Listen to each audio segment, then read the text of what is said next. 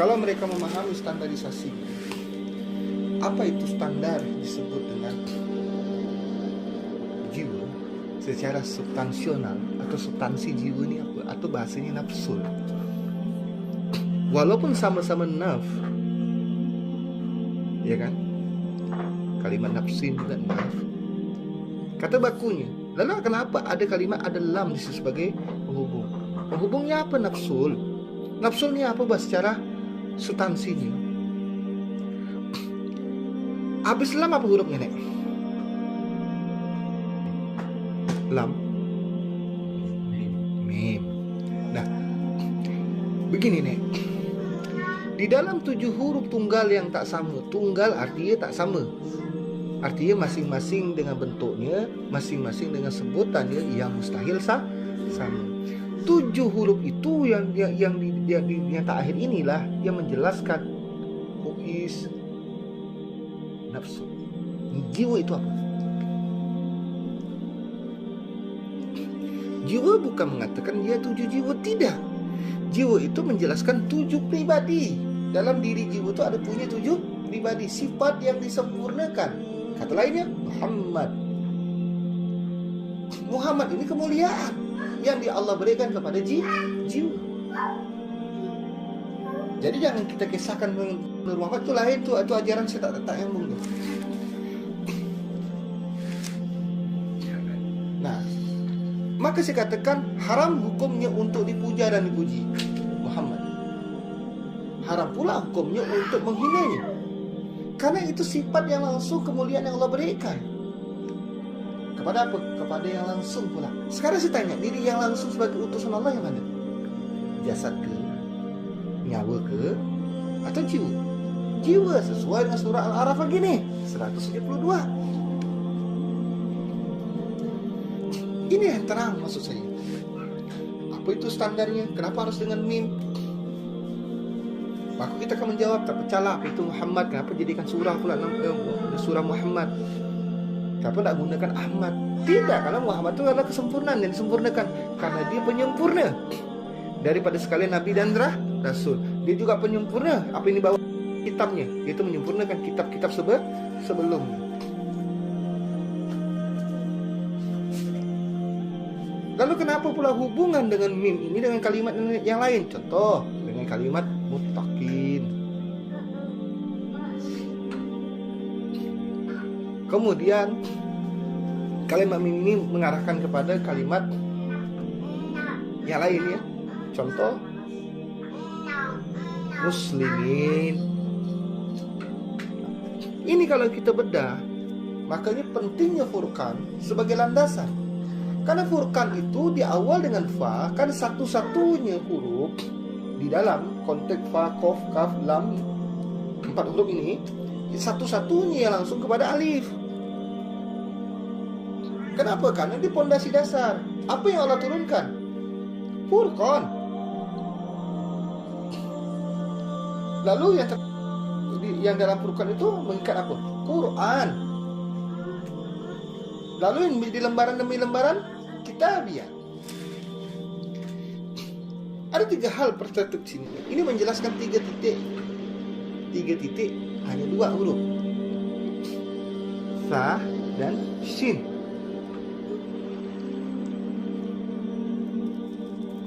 Nah, kalau kita paham 3 titik itu hanya pada 2 huruf, sa dan sin, ini menjelaskan. Pertama, kesempurnaan atas bentuk ba, ta adalah sa. Secara bentuk, sekilas bentuknya sama ya dengan ba, ta, dan sa ini sama. Ada diberikan perbedaan yang mustahil sama. Nah, itu pentingnya Furqan, yaitu penempatan titik, jumlah titik dan penempatan titik. Lalu kenapa harus gunakan sa? Dan sa itu ada titik 3 yang di dalam wadah. Artinya kesempurnaan di dalam segala sesuatu. Tidak ada yang Allah tak sediakan. Lalu apa yang diungkap di dalam titik 3 itu? Yang hanya di 2. Apa itu 2? Yang tersurat dan tersirat. Yang tersurat itu lauhil, yang tersirat itu mahfuz. Bukan masalah Qurannya, bukan masalah kitabiah, tidak. Ini masalah lauhil mahfuz. Dia tidak bisa bercampur dan mustahil untuk dipisahkan.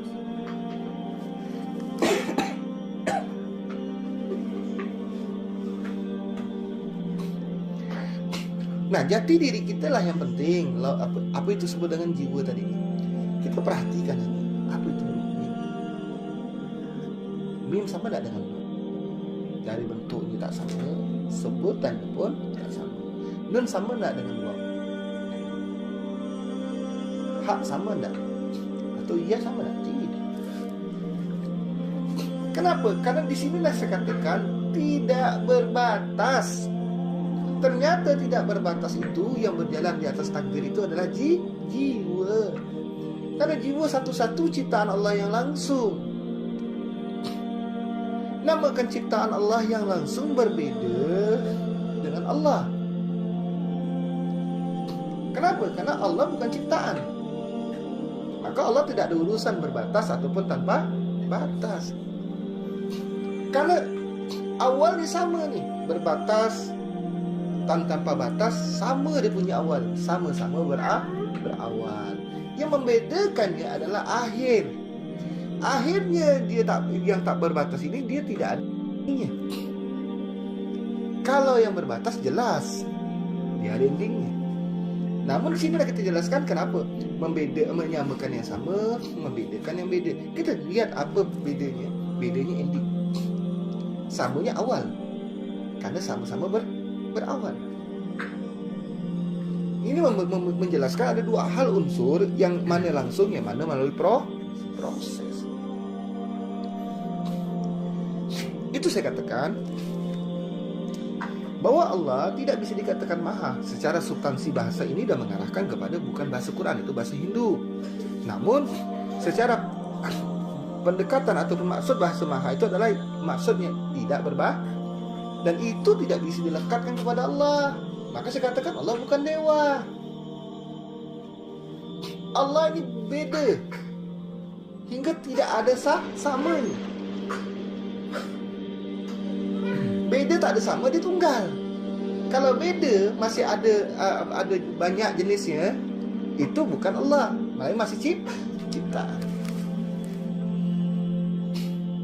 Kalau masih ada perbedaan, namun dalam perbedaan ada kesamaan, atau dalam kesamaan ada perbedaan, itu masih ciptaan.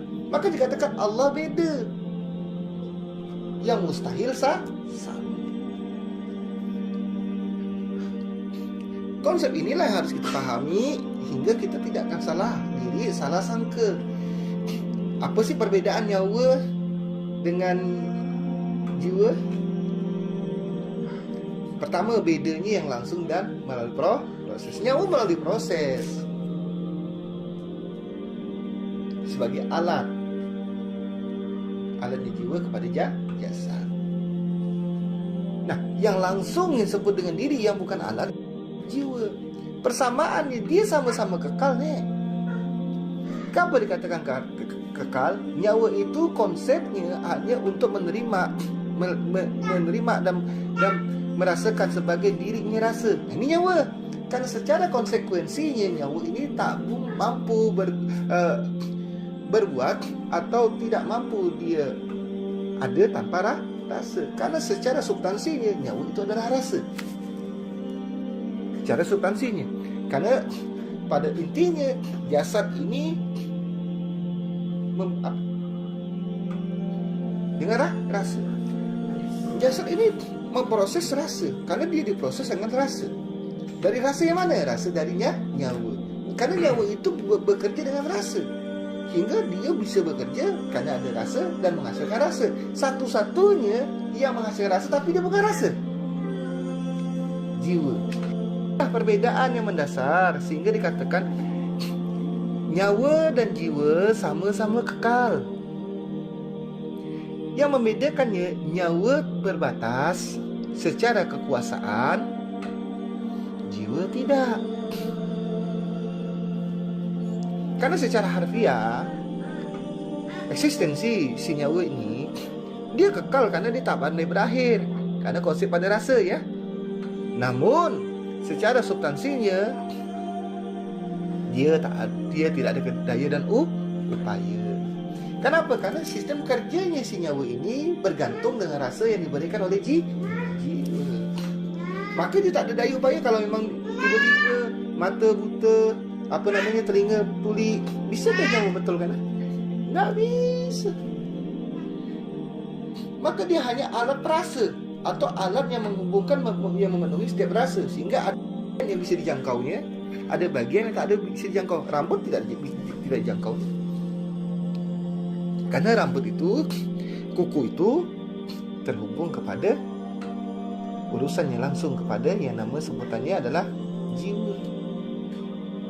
Kalau ini rambut punya rasa, orang takkan gunting rambut kayak saya ni.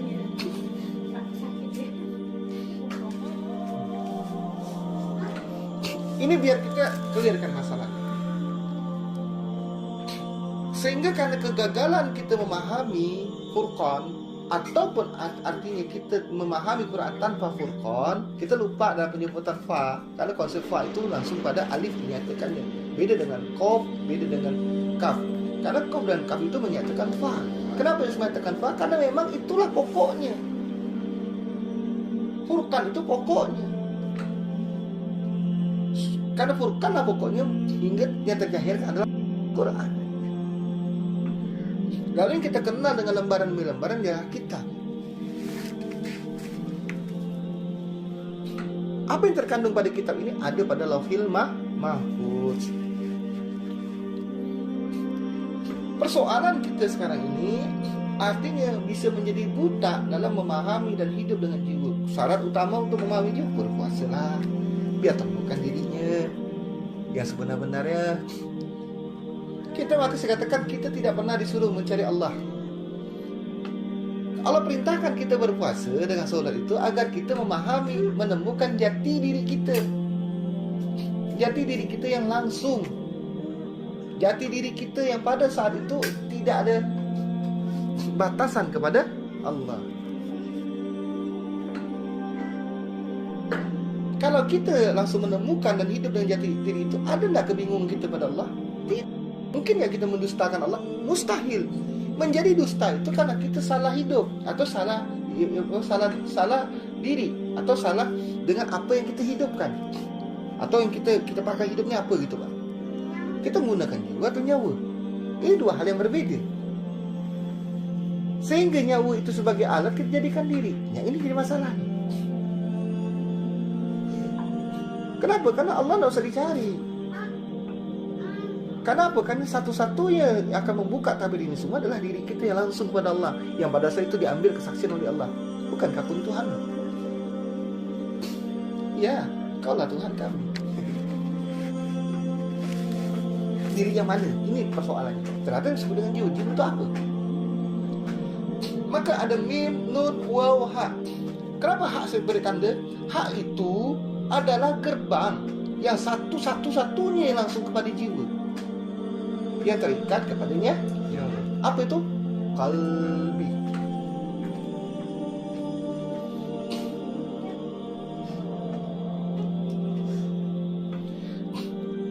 Kalau kita tidak memahami konsep seperti ini, maka kita akhirnya nanti kita akan mengangkat Tuhan yang kita olah dengan ilmu dan akal.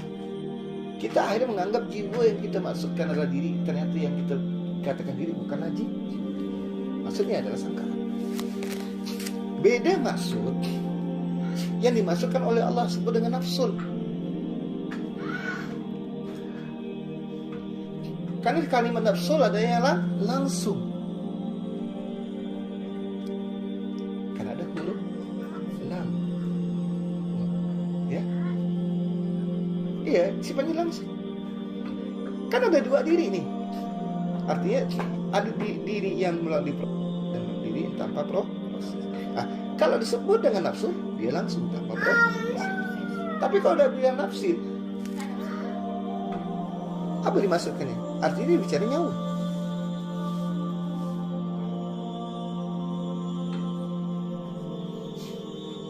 Kenapa? Dia menyatakan nun.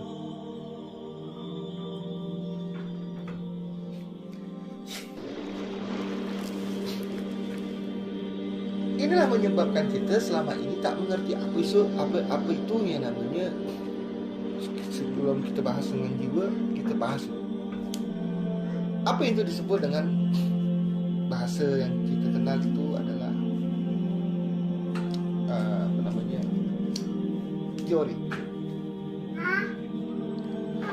Kenapa saya bisa mengatakan bahwa mereka semuanya sejak peninggalan Rasulullah dan sahabat, akhirnya mereka bisa menuliskan kitab-kitab.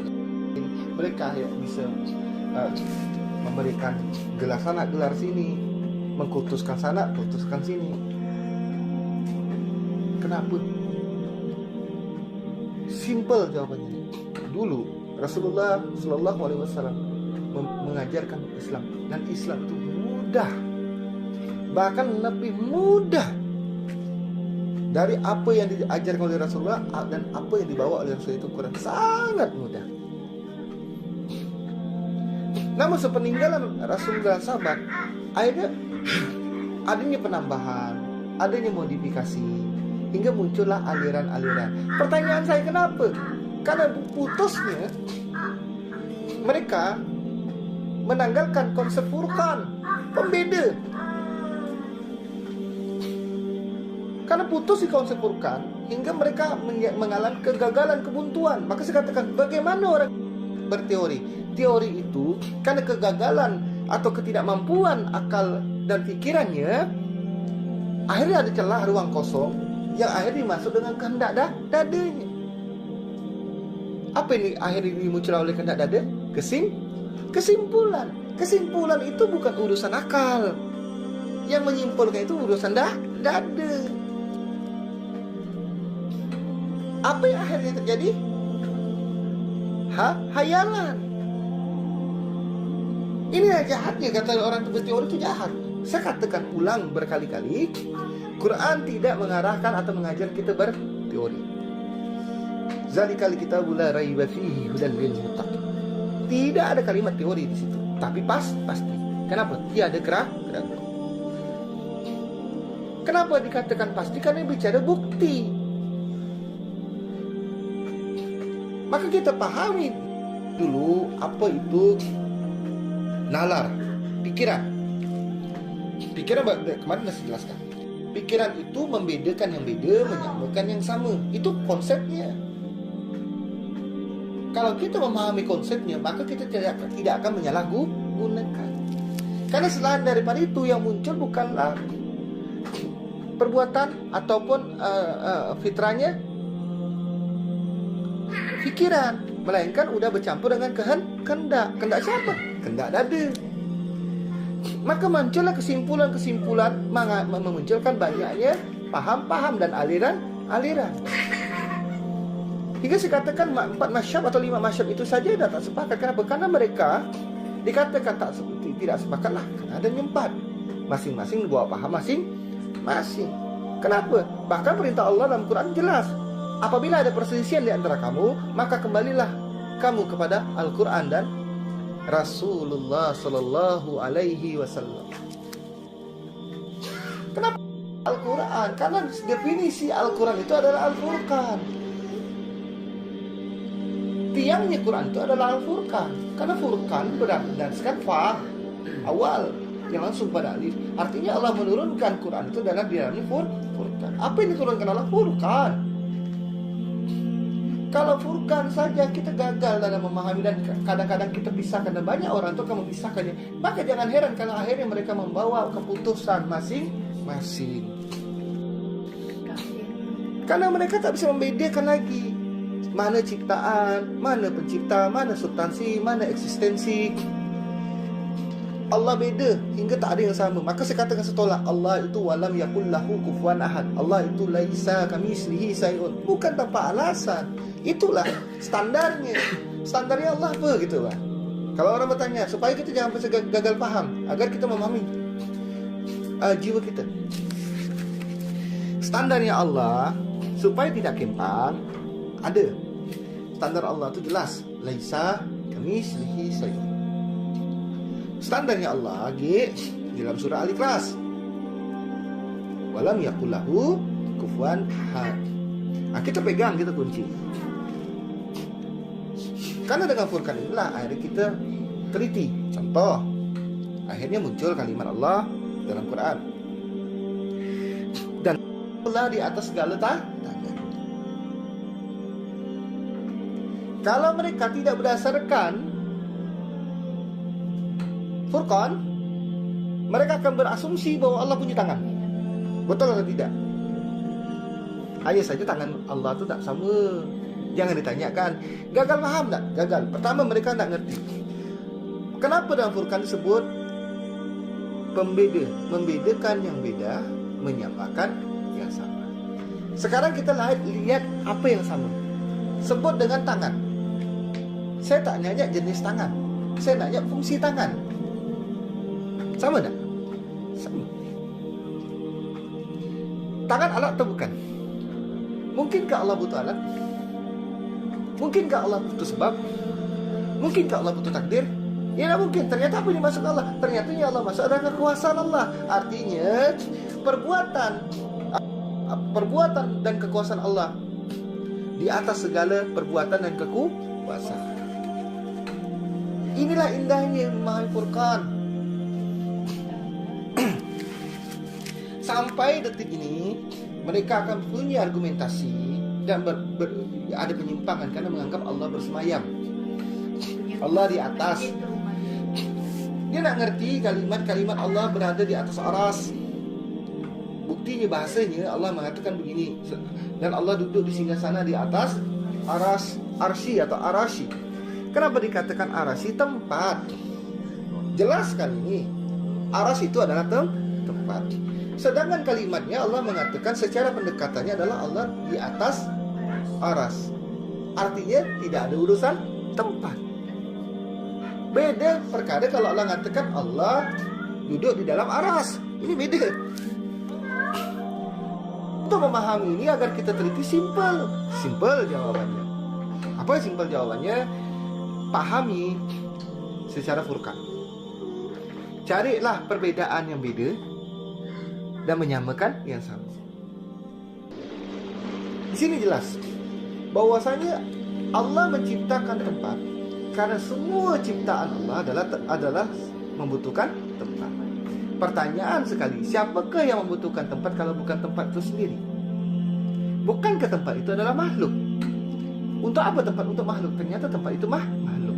Kalau Allah bertempat artinya Allah juga makhluk. Gagal paham kan mereka akhirnya?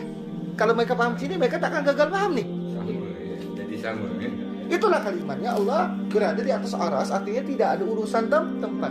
Karena definisi katakan tempat arasy adalah terhimpunnya makhluk yang di dalam tempat itu adalah makhluk. Dan sesungguhnya tempat itu adalah makhluk yang itu diciptakan untuk makhluk.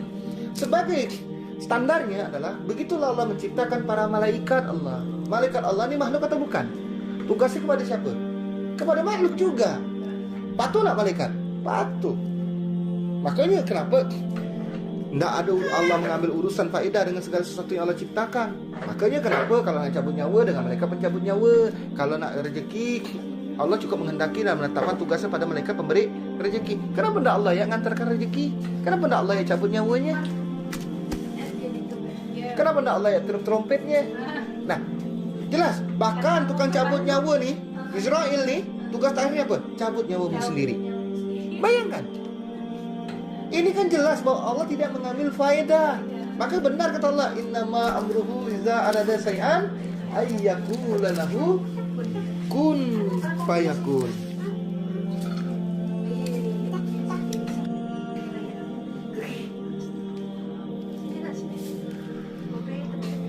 Dan ini sangat ilmiah nih. Kenapa? Begitu kita ini memahami ini karena dasarnya apa? Furqan. Karena inilah dasar awal yang Allah berikan, Allah turunkan.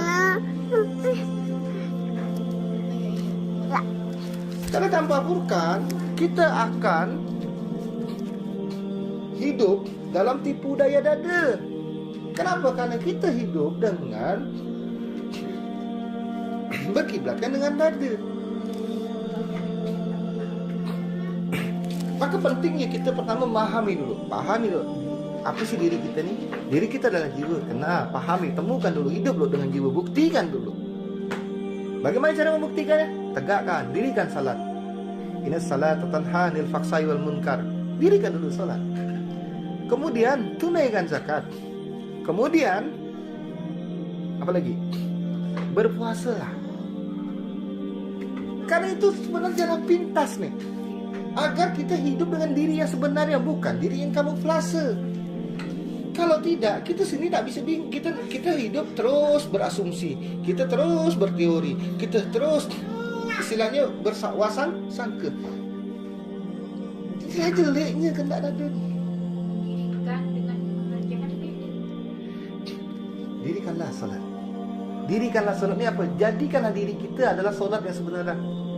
Untuk diri solat itu sebenarnya pahami, bukan hanya melakonkannya, tapi benar-benar memahami setiap yang Allah perintahkan. Lakukan. Wajib. Kenapa diwajibkan? Agar kita menemukan diri kita yang sebenar-benarnya, yang diri itu pernah diambil kesaksian langsung.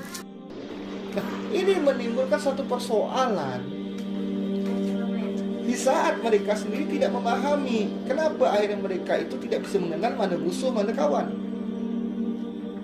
Bukankah kata Rasulullah, adakah perang lebih besar dari perang Badar ini? Kata sahabat, ada kata Rasulullah. Benar? Nah, sekarang diri yang mana? Nah, inilah mengerti. Dari mana? Campur tangan kena ada simple. Kendak dada itu, selama kita tidak hidup dengan Furqan, maka dia terus menerus dia mengambil alih kuasa dengan mencampuri segala yang bukan urusannya. Apa? Akal. Apa lagi? Dari akal, keinginan dilipatkan dengan segala indera. Beda maksud kalau kita hidup dengan diri yang langsung. Maka dada ini benar-benar kita jadikan sebagai alat. Kesalahan bila kita diperalat. Ini beda. Kebanyakan manusia diperalat oleh kendak dadanya, sehingga dia tidak mengerti apa sih substansi teori itu. Apa sih substansi yang namanya istilahnya bahasa selain daripada teori ini adalah mengira-ngira. Karena ketidakmampuan akal ini memproses. Kenapa mereka tak mampu? Akal mereka tak mampu memproses karena akal mereka tidak bisa hidup dalam Furqan, tidak memahami dan tidak bisa menerapkan Furqan. Padahal Furqan ini titik dasar, pondasi dasar. Kalau kita nak bisa membedakan yang beda dan menyamakan yang sama, alhasil semuanya pun kita anggap sama. Makanya saya katakan kenapa Allah perintah agar kita teliti. Benar? Bisakah teliti tanpa bisa membedakan? Tidak bisa.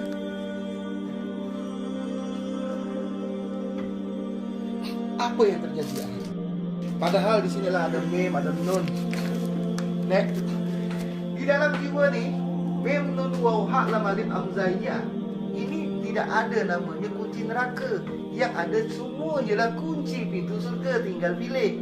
Kalau dah hidup dengan jiwa dengan jati dirinya, semua pintu surga itu ada pada jiwa kita. Maka kata Allah, apabila kami buka segala pintu surga, maka kata Allah, masuklah engkau dari pintu manapun yang kau sukai. Ini jawabannya. Nah, kalau kita hanya hidup hanya berandai-andai dengan kolaborasi antara dada dan akal kita, apa yang terjadi? Apa yang sebenarnya kita kiblatkan? Diri mana yang kita hidup sebenarnya? Akhirnya apa? Walaupun cekung batu, sia-sia ibadah kita. Kenapa harus jadi sia-sia? Karena kita hidup tidak mengerti kepada yang menetapkan hidup. Kita tak mengerti kepada yang mengadakan kita. Padahal perjanjian awal yang kita sudah cukup diberikan pengertian. Kenapa kita menjadi gagal paham? Akhirnya berlanjut kita membawa paham yang gagal. Paham gagal itu terjadi karena kebuntuan akal kita, yang akhirnya muncul bukan akal lagi yang bekerja, tapi kehendak dada. Maka terus berteori, hasil menghasilkan paham, oh ternyata Allah seperti ini, termasuk Allah ni maha ruang, oh Allah ni zat, Allah ni sifat, Allah ni diri, yang dihadap Allah, yang menghadap Allah, Allah ni cahaya. Apa lagi sebut ya? Allah beda.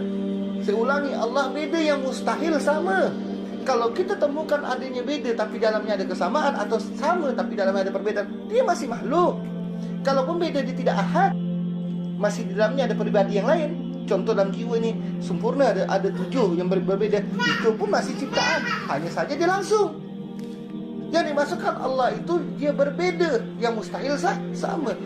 Hingga ditolaklah semuanya. Kenapa ditolak semuanya? Allah bukan nama, Allah bukan makna, Allah bukan pula umpama. Allah ini bukan lagi apa yang disangkakan manusia. Allah bukan zat. Saya katakan Allah bukan zat, tapi Allah lah yang memiliki atau menciptakan dan menguasai atas zat. Allah bukan takdir, namun Allah lah pemilik atas segala takdir. Allah yang menetapkan takdir. Karena takdir itu adalah hukum.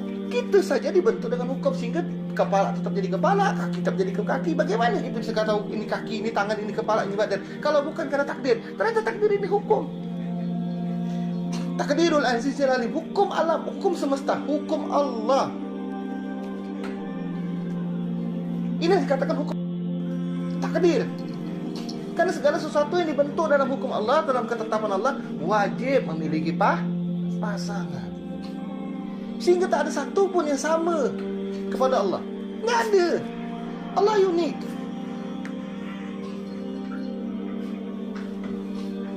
Allah tak ada urusan suci, tapi Allah lah pemilik atas segala yang suci. Maka kalimatnya, segala kesucian itu bersumber daripada Allah. Bukan berarti Allah ini suci, tapi Allah lah sumber atas sekalian suci. Allah lah pemilik suci.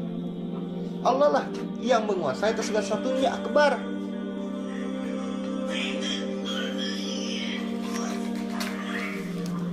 Allah pemilik, Allah penghimpun, Allah pemilik tempat. Bukan arti Allah di tempat. Mau hati nih. Maka kata kalimatnya benar. Dan bagi mereka, kami angkat mereka tidaklah mati, kami angkat sebaik-baik tempat di sisi kami. Tempat di sisi kami.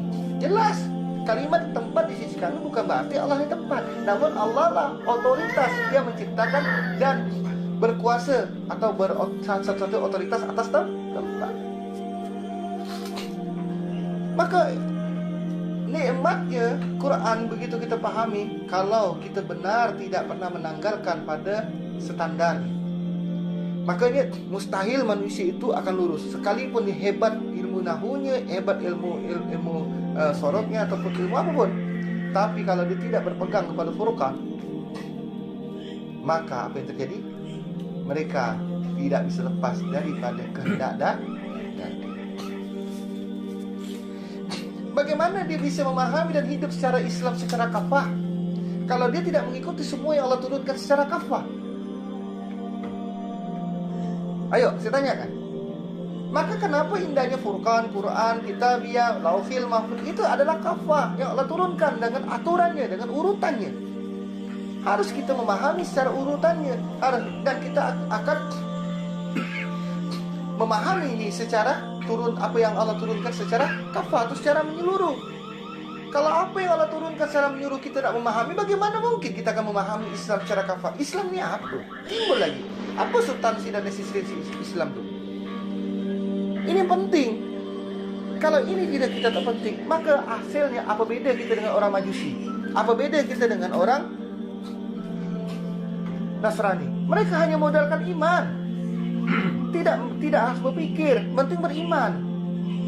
Sekuat apapun iman yang dibangun dengan satu asas keimanan tanpa dengan berakal, tanpa berpikir, pasti akan runtuh. Kenapa? Dia palsu. Maka kalau kita mau bicara real, great ataupun istilahnya true, sebut dengan iman, kebenaran, sebenar-benar iman yang benar-benar beriman untuk menuju sebenar-benar diri yang bertakwa, pertama, buktikan. Artinya kita harus berpikir. Karena saya banyak perintah Allah, paling banyak untuk berpikir. Maka Allah beri contoh lagi, bagaimana kami mempertemukan lautan yang berbeda, satu tawar, satu asin. Bagaimana kami mendirikan langit tanpa tiang. Makanya asas Quran itu memang tidak ada keraguannya. Kenapa? Karena memang dia tidak akan mungkin bisa keluar pada konsep dari akli. Yang menjadi akli tak sanggup itu kenapa? Karena ia terjebak dengan fungsi tapi lupa dengan standar awal. Apa itu pikiran? Apa itu akli? Apa itu akal? Karena akal itu konsep berpikiran. Sekarang saya tanya, berpikir ini apa? Kalau berpikir kiranya hanya untuk memikirkan ini, memikirkan itu fungsi. Kalau kita hidup dengan menggunakan fungsi pikiran, tapi kita lupa standar pikirannya apa, atau substansi pikirannya apa. Nah, yang adanya kita akan terus salah gunakan apa itu fungsi pikiran. Yang pasti kita pun tidak akan sadar bahwasan pikiran kita telah terkontrol ataupun telah terkontaminasi atas kehendak dada. Maka munculnya hayalan, munculnya asumsi, munculnya teori kalau bukan urusan dada. Kenapa bisa dada mencampuri? Karena kebuntuan fungsi pikiran dalam berpikir. Itulah alasannya kenapa akhirnya saya katakan, kalau tidak percaya Allah ini beda. Saking bedanya tak ada yang sama dengannya. Maka kalimatnya Allah Qul huwallahu ahad. Tidak ada duanya.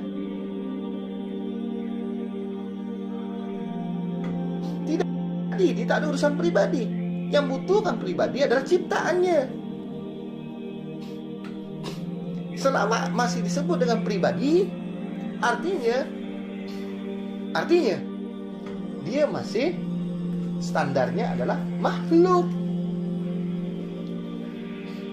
Allah tidak ada urusan pribadi, tapi Allah lah yang menetapkan, mencukupkan dan menghimpun ataupun membentuk segala pribadi. Apa sih nama lain pribadi? Sifat. Bisa kita tahu pribadi tanpa sifat? Ini enaknya kita berpikir secara Quran. Kenapa Quran mengajar dan kita teliti? Karena asas ketelitian itu harus bisa membedakan. Apapun kita memahami maupun dari kitab yang kita baca hingga Qurannya, kita harus berpegang pada Quran. Sehingga apapun yang Allah terangkan dalam Quran, kita memahami dengan konsep ketelitian. Apa sih tak pernah dijawab? Yang tak terjawab, semua terjawab. Bahkan saya bilang konsep apa tadi tu? Konsep bahasanya teori. Sadar tak mereka? Ilmu mereka yang menciptakan Tuhan. Sadar tak mereka bahwa teori mereka menghasilkan Tuhan? Kok Tuhan dihasilkan? Kok Tuhan dibentuk? Sadar tak? Tidak. Kenapa? Karena asas dasarnya mereka tidak berpegang pada Quran. Itulah jawaban saya kenapa menjadi 73 golongan. Padahal zaman Rasulullah tidak ada Islam satu-satu saja, tidak ada cerita yang lain. Kalaupun ada pengkhianat, yaitu Syiah, yang memang tujuannya merusak Islam dari dalam. Ini konsepnya. Maka dikatakan tauhid tidak ada yang benar, tidak ada yang sempurna kecuali Al-Quran. Kenapa? Karena Quran jelas rentetannya, Quran jelas susunannya, Quran jelas aturannya. Apa aturannya? Furqan. Itulah tiangnya. Sedangkan pokok-pokoknya adalah mukamat. Inilah pengikatnya. Jelas kita bisa membedakan mana yang sama, mana yang tak sama. Di dalam sama ada yang tak sama. Dari alif sampai ya, mana yang sama, mana yang tak sama. Satu-satu yang tak sama, yang tak akan mungkin tak mungkin sama adalah alif. Makanya dia katakan awal, karena dia sumber atas segala sesuatu.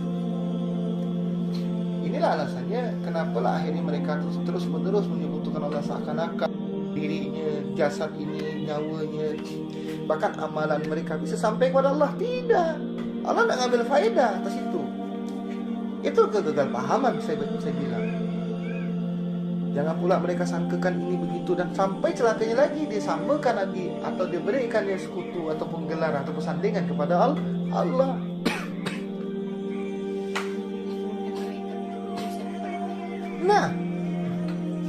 Kenapa pula jadi Allah pula yang urusannya yang maha memandang? Udahlah, maha itu ciptaan Allah. Apa itu maha ciptaan Allah? Yang tak berbatas itu ciptaan Allah. Karena mereka katakan ciptaan dia punya awal, hanya saja dia tak berakhir. Memandang itu konsep atau fungsi yang dibentuk karena alat dibentuk di dalam takdir, fungsinya pun dibentuk dalam ketetapan takdir. Bagaimana mungkin membutuhkan takdir? Allah menetapkan segala pandangan pendengaran. Bahkan Allah tetapkan lagi apa yang dipandang dan yang didengar. Kenapa? Maka cukuplah kalimat Allah kun fayakun. Untuk lebih jelasnya kenapa Allah mengatakan takdirul azizil alim. Jelas sekali. Maka Allah tidak pernah mengambil faedah atas awal dan akhir. Allah tidak pernah mengambil faedah atas apa yang pada manusia, karena Allah sudah menetapkan. Artinya Allah telah menetapkan semua dengan susunan, semua dengan aturan, semuanya. Maka simpel yang Allah katakan, ayat ahli kitab, carilah sejengkal saja tempat yang bukan dari ciptaanku. Bahasa lainnya, carilah satu tempat yang tidak aku sediakan. Memang ada. Inilah saya katakan, sehingga kita akan memahami seluruh lurusnya. Maka tidak ada yang boleh kita pegang yang lain kecuali Quran dan Rasulullah Sallallahu Alaihi Wasallam. Inilah saya bilang konsep kegagal pahaman. Mereka tidak mengikuti Rasulullah, mereka mengikuti orang lain. Islam dibawa dengan sangat mudah diterima, mudah dipahami. Namun beransur-ansurnya setelah meninggal Rasulullah dan sahabat, karena ada orang lain yang memasukkannya, orang lain yang modifikasi, orang lain yang menambahkannya. Harus tambah ini, tambah itu, hingga yang mudah menjadi rumit. Ini perlu fakta sejarah untuk mengecek kembali, silakan. Namun yang pentingnya adalah sekarang ini kita memahami. Untuk memahami jiwa, apa itu jiwa kita? Maka tidak ada satupun, maka wajar kalau kalimatnya Isqala Yusufu liya bihi ya bati ini ra'aitu ahada asyara kawkaba syamsa wal qamara ra'aituhum li sajidin. Tidak ada satu. Dia bukan bicara bintang, dia bukan bicara bulan, dia bukan bicara matahari, dia bicara diri yang di atas segala bintang, bulan dan matahari. Ingat, bulan, bintang saja di bawah kakinya. Apa yang dimaksudkannya? Adalah jati diri. Jati diri ini cukup nih. Adakah makhluk lain yang bisa diberikan sesempurna ini? Tidak ada. Maka Allah bilang manusia itu diciptakan dari sebaik-baiknya penciptaan. Makhluk yang sempurna. Nah, kalimat sempurna ini pun gagal paham. Mereka selalu menilai manusia sempurna itu dari fisiknya, dari kecerdasan. Bukan itu. Tidak ada yang sempurna kalau kita bicara alat nih, fisik nih, jasad nih. Yang dimaksud sempurna itu bukan nyawa, bukan alat, bukan jasad, bukan indera, melainkan jiwa. Mau dia jasadnya rusak ke, jasadnya cacat ke, mau istilahnya bahasanya dia bisa mandang ke, tak mandang ke. Namun skala jiwanya sempurna. Kenapa? Tidak akan mungkin dia jadi kerak. Benar, walaupun sepotong manusia, dia tetap manusia. Itulah letak kemuliaan yang Allah berikan kepada manusia. Cuma manusia lalai. Manusia hingga tak bisa membedakan mana alat, mana diri. Apa ini mereka hidup sebagai dirinya nyawa, bukan sebagai jiwa. Maka mereka tidak akan pernah tenang. Satu-satunya tenang adalah jiwa. Satu-satunya bertakwa adalah jiwa. Satu-satu yang bisa ikhlas, yang bisa sabar, yang bisa saleh adalah jiwa. Jangan tanyakan kepada jasad ni, kepada nyawa ni, yang kepada akal pun tak mampu. Karena dia adalah alat. Jadi jawaban kenapa Rasulullah diberangkatkan waktu Isra dan Mi'raj. Itu akan dapat jawaban. Karena standingnya di sini bukan bicara nyawanya. Rasulullah utuh. Kenapa? Rasulullah hidup dengan jiwanya. Maka kalau hidup dengan jiwa dan pribadi jiwa yang dibawanya, maka benar. Karena namanya disempurnakan menjadi Muhammad. Kenapa? Muhammad adalah satu-satunya. gelar kemuliaan yang Allah berikan. Karena nabi-nabi lain tidak kesanggup sampai ke sini, kecuali pada Rasulullah SAW. Akhirnya Rasulullah diberangkatkan. Kenapa? Karena hanya di Rasulullah yang membuka tabir kunci jin. Nggak ada. Bahkan Musa sendiri sampai minta dimatikan untuk dihidupkan kembali. Jadi umatnya Rasulullah. Maka susunan di sinilah di tengah-tengah kalbu ini. Banyak orang yang mengatakan dia bicara dalam hati.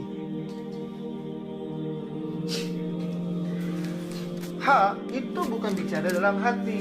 Itu tidak ada urusan bicara. Itu bahasanya langsung. Bahasanya nama bahasa jiwa. Kalau ingin memahami bagaimana bahasa jiwa kepada nyawa ni, hingga memfungsikan atas segala fungsi nyawa kepada jasad ni, maka pahami kalbi. Yang di dalam kalbi itu hanya bahasa desir saja. Kalau orang mengklaim bisa berbicara dalam hati, itu bukan bicara dalam hati, itu bicara dalam dada. Karena bicara dalam dada muncul sangkaan. Hati tidak ada urusan sangkaan. Hati tugasnya memutuskan. Hati itu tugasnya memutuskan. Ini kalau kita bicara mahkamah, hakim.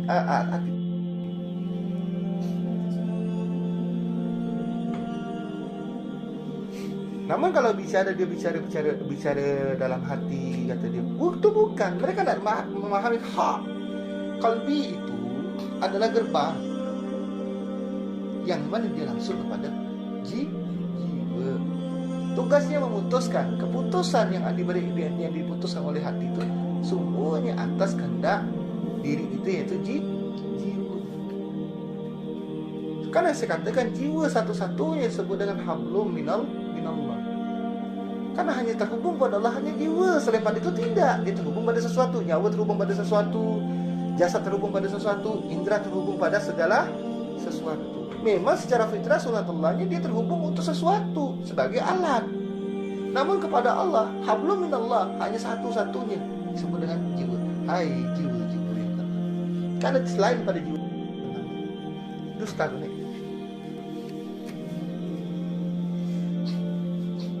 Mutakin, karena tak ada yang mutakin kecuali jiwa. Maka temukanlah diri yang mutakin untuk diri yang mutakin. Maka Quran itu bicara tentang diri kita yang disebut dengan jiwa. Kalau tanpa dengan jiwa, tidak akan bisa kita. Akhirnya yang kita pahami adalah kulitnya.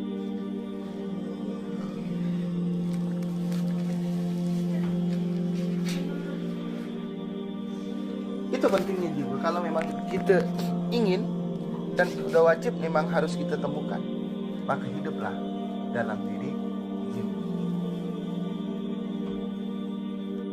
Kalau mereka memahami standarisasinya, apa itu standar disebut